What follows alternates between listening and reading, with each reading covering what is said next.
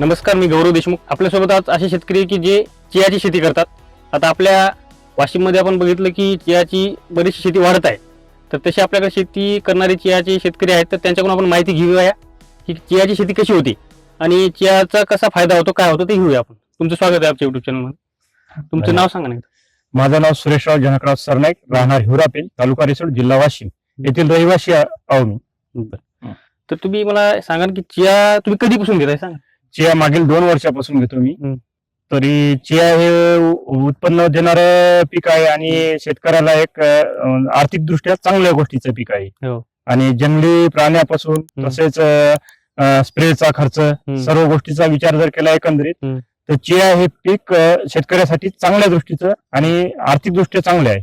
बरं. आता आपण मी पाहिलं की चियाचं जे भाव आहे समजा आपल्या इकडे आता 17, 18, 20 पर्यंत आहे समजा. हो. तर त्या पद्धतीने कसं चियाचं पीक पुरवडते म्हणजे त्या पद्धतीत जर विचार केला सर्वसाधारणतः आपल्या विदर्भाच्या व तसंच आपल्या वाशिम जिल्ह्याच्या हिशोबात जर विचार केला तर आपल्या इकडे सर्वसाधारणतः सोयाबीन आणि हरभरा हे मुख्यतः 2 पिकं आहेत. पण या पिकाला पर्याय आणि तसेच विचार जर केला तर आर्थिक दृष्ट्या पैशाच्या हिशोबात जर विचार केला शेतकऱ्याला हे भरभक्कम पैसा देणारं पीक आहे. म्हणजेच काय तर हे एकरी सर्वसाधारणतः किमान 5 क्विंटल होते, जास्तीत जास्त 7-8 पर्यंत होती. 5 क्विंटल जरी झालं तर एकरी 5 क्विंटल झालं तर कमीत कमी 1 लाख रुपयाचं उत्पन्न व्हायला. आणि खर्च जर विचार केला अक्षरशः तर बिलकुल 5% पण नाही याला खर्च. विशेष म्हणजे याचा खर्चाचा जर बाब विचार केला तुम्ही तर सुरुवातीचा म्हणजे मशागतीचा आणि बियाण्याचा एवढाच खर्च आहे. बाकी पूर्ण ऑर्गॅनिक शेती आहे, निसर्गावरच अवलंबून आहे. तसं म्हटलं तर निसर्गावर बी पूर्ण नाही, आपण पाण्याची जशी तुम्ही त्याला पद्धत ठेवसाल तशा हिशोबात तुमचं उत्पन्न येते. आणि विशेष म्हणजे शेतीवर अवलंबून उत्पन्न आहे तुमचं. शेती जर तुमची जमीन चांगली असली, सुपीक असली तर आणखी 1 क्विंटल उत्पन्न वाढते. हो. मला आता विचारायचं तुम्ही पाण्याचं बोलली हो. तर पाण्यात किती लागते, पाणी कसं असते, पाण्याची कशी सोय करावी लागते याची? पाण्याचं विशेषतः सुरुवातीला ज्यावेळेस तुम्ही पेरणी करसाल त्यावेळेस साधारणतः 72 तासाच्या आत तुम्ही 2-2 तासाला एक स्प्रिंकलरचा स्प्रे देऊ शकता. त्याच्यानंतर तुम्ही दर 8 दिवसाला का 10 दिवसाला आपली शेताची कंडिशन पाहून देत चालायचं. सर्वसाधारणतः सर्व विचार जर केला तर याला कमीत कमी 5 ते 6 पाणी लागतात. 5 ते 6 पाणी हो, 6 पाणी लागतात सर्व. आणि आणखीन जर समजा आपल्याला जर जमीन हलकी असली तर एखादं पाणी शिल्लक लागते. जमीन हलकी असली तर. हो. आणि जमीन जर आता ही माझी शेती पूर्ण काळीची आहे, याच्यात मला 5 पाण्यावर गेल्या वर्षी चांगलं उत्पन्न भेटलं आणि यावर्षी चांगली अपेक्षा आहे मला. विचारायचं होतं आता चिया तुम्ही शेती करता तर याच्यात कधी कसं असते आपल्या हरभरा असेल, सोयाबीन असेल, त्याच्यावर कशाचा प्रादुर्भाव येते समजा. हो. तर याच्यावर आहे का काय असं समजा की नुकसान होते काय असं? नाही, आजच्या कंडिशन मध्ये तर चियावर कोणतीच बिमारी नाही आणि काहीच म्हणजे विशेष म्हणजे रोग कोणताच नाही याच्यावर. याला फक्त कमी अधिक पाण्याचंच फक्त यावर्षी कसं झालं, यावर्षी एवढा पावसाळा होऊन पण पाण्याचा खूप शॉर्टेज आलेला आहे. विशेष म्हणजे आपली पैनगंगा नदी लवकर आटून गेलेली आहे, त्यामुळे आपल्या विहिरी बोर सर्व आताच उपशावर आलेले आहेत. त्याच्यामुळे थोडं पाण्यामुळेच थोडा मार खाल्ला तर खाईल, नाही तर बाकी याच्यावर निसर्गाचा काही कोप नाही. जसं आपला सोयाबीन हरभऱ्यावर धुळीचा झटका, तुमच्या हिशोबात आळी, असे बरेचसे त्याच्यावर रोगराई येते, पण या चियावर बिमारी कोणचीच नाही. बरोबर. विशेष म्हणजे याच्यात परागीकरणासाठी मौळाच्या माश्या एवढ्या प्रमाणात असतात. अजून पण आता तुम्ही पाहत असाल 5:30-6 वाजले तर पण या टायमाला पण मौळाच्या माश्या पाहायच्यात किती आहेत. याच्यावर जितकी माशी असली तितकं आणखी उत्पन्न चांगलं देते. म्हणजे मोहळाच्या माश्या जास्त असल्या तर अजून उत्पन्न चांगलं. हो, आणखी चांगलं उत्पन्न. म्हणजे मी नवीनच ऐकलं की असं मला माहित नव्हतं. हो.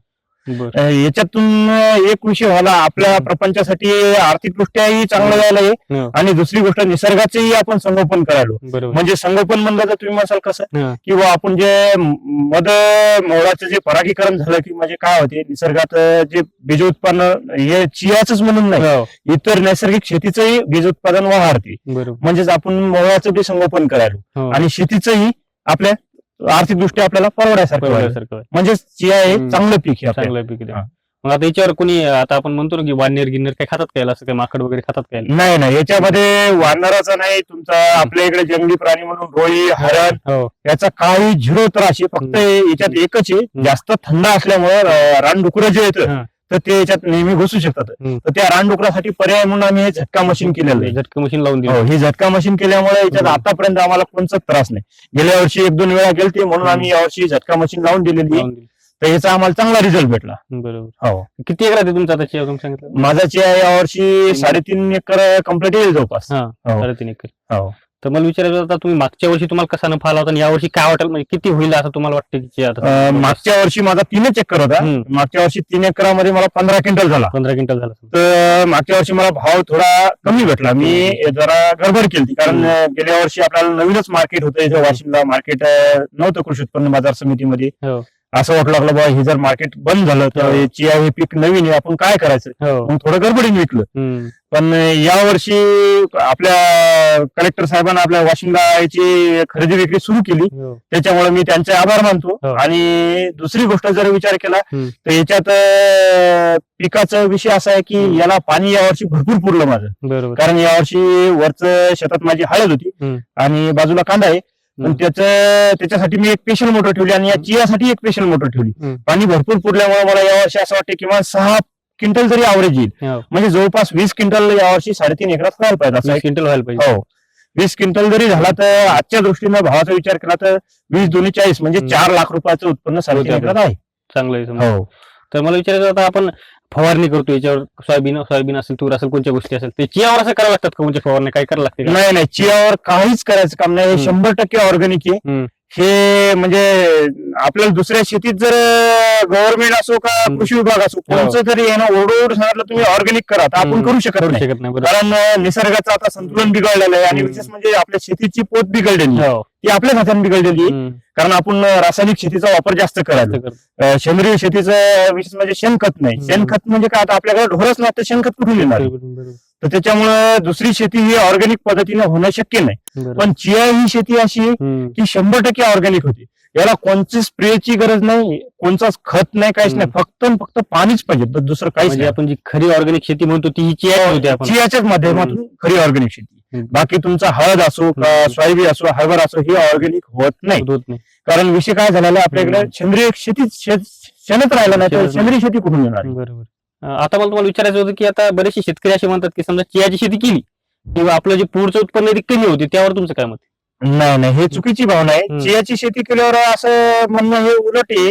कारण या बाकीचं जे आपण सोयाबीन वगैरे हरभरा अशी जर पिकं घेतली तर याचं जे वेस्टेज मटेरियल आहे, आपण काय करावं, लगेच उचलायला जनावराला टाकायला नाही तर खाली टाकून द्यायला. म्हणजे जमिनीचं जे सेंद्रिय संतुलन आहे ते पूर्ण बिघडून चाललं. कारण हरभरा असो का सोयाबीन असो, पूर्ण नत्र घेणारे पिकं येतं आणि सेंद्रिय त्याच्या शेंद्राचं म्हणजे शेणखताचं काहीच राहिलं नाही. आणि चियाचं या उलट आहे.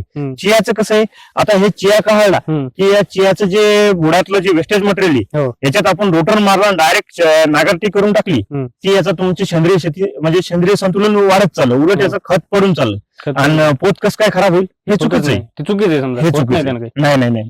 माझा 3 वर्षाचा अनुभव आहे. मी गेल्या वर्षी 3.5 एकर पेरला होता. त्याच्या अगोदर मी 1 एकर पेरला होता. पण असं काही नाही. आता याच शेतात गेल्या वर्षी चिया होता. मला याच्यात एकरी 6 पोते सोयाबीन. यावर्षी पावसाळा जास्त असल्यामुळे थोडं म्हणजे चिबळल्यासारखं झालं. तरी पण एकरी 6 पोते सोयाबीन म्हणजे चांगली झाली. नाही तर माझी अपेक्षा होती पावसाळा जर जमतेम असताना तर 8 ते 9 क्विंटलच्या आत सोयाबीन होत नव्हती याच्यात. बरोबर. आणि असं कोण म्हणते की नाही, हे चुकीचं आहे. हे बीज उत्पन्नाचा जे केडीएमचा कांदा आहे आता मी बी लावलेला आहे, पण त्याची भरपूर मेहनत आहे. आणि त्या मेहनतीच्या हिशोबात त्याचे पैसे थोडे कमी वाटतात. मेहनतीच्या हिशोबात तसे सोयाबीन हरभऱ्याच्या हळदीच्या हिशोबात जास्त आहेत, पण मेहनतीच्या हिशोबात कांद्याचे पैसे कमी वाटतात. आणि याचे मेहनतीच्या हिशोबात याचे पैसे भरपूर वाटतात. बरोबर. बस. तर हे आपल्यासोबत शेतकरी होते जे की चिया शेती करतात. आता त्यांनी सांगितलं की आपण एक नवीन गोष्ट आपण त्यातून शिकलो की ऑर्गॅनिक शेती आपण करायला बघतो. आता बऱ्याचशा वेळेस म्हणतो की ऑर्गॅनिक शेती करायची, पण ही चियाची शेती आहे ती आपल्याला काही फवारणी करायचं कामच नाही तिच्यावर, ती म्हणजे आपोआपच ऑर्गॅनिक शेती होती. तर ते सुद्धा त्यांनी सांगितलं. अजून त्यांनी सांगितलं की 3 एकरात जवळपास 4 लाखाच्या वर उत्पन्न सुद्धा होईल. म्हणजे आपल्या वाशिम जिल्ह्यात असेल, आपल्या विदर्भात असेल, आता चियाची मागणी सुद्धा जास्त वाढलेली आहे आणि आपण चिया शेतकरी सुद्धा करतायत. तर हा व्हिडिओ तुम्ही आमचा पूर्ण बघितल्याबद्दल तुमचे खूप खूप धन्यवाद. आमच्या युट्यूब चॅनल नक्की सबस्क्राईब करा आणि आमच्या इंस्टाग्राम पेजला नक्की फॉलो करा. धन्यवाद.